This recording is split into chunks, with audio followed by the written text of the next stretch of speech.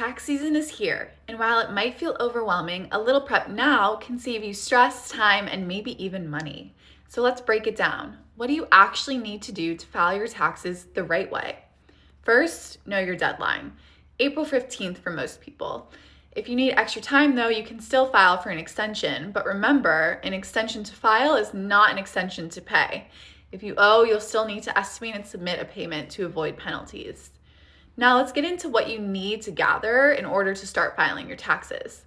Start with your income documents. W-2s if you're employed, 1099s if you're an independent contractor, freelancer, or had a side hustle this year.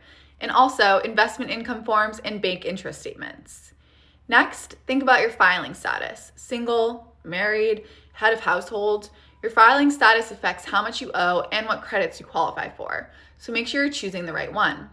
Now let's talk deductions versus credits, because they're not the same thing, but they're very important. Deductions lower your taxable income, things like student loan interest, medical expenses, home office costs, or business expenses if you're self-employed. On the other hand, credits lower your actual tax bill dollar for dollar. Things like the child tax credit, earned income tax credit, or energy efficient home upgrades can help reduce what you owe or even boost your refund. Now, there are a ton of ways to file your taxes. If your income is below a certain amount, you might qualify for free filing programs.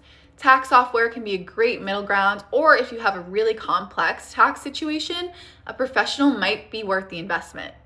Also, big reminder, your tax refund is not free money. It's technically your money that the government just held on to all year. So make sure that you're using your refund wisely. Finally, let's stay organized. Taxes aren't just a once-a-year thing, so keeping track of your income, expenses, deductions throughout the year makes next year's filing way easier. I recommend starting a folder for things like receipts, your tax documents as they come in throughout the year, so you can avoid that last-minute scramble before April 15th. Taxes don't have to be scary. Stay ahead of the deadlines, know what you need, and take advantage of the tools out there to make filing easier.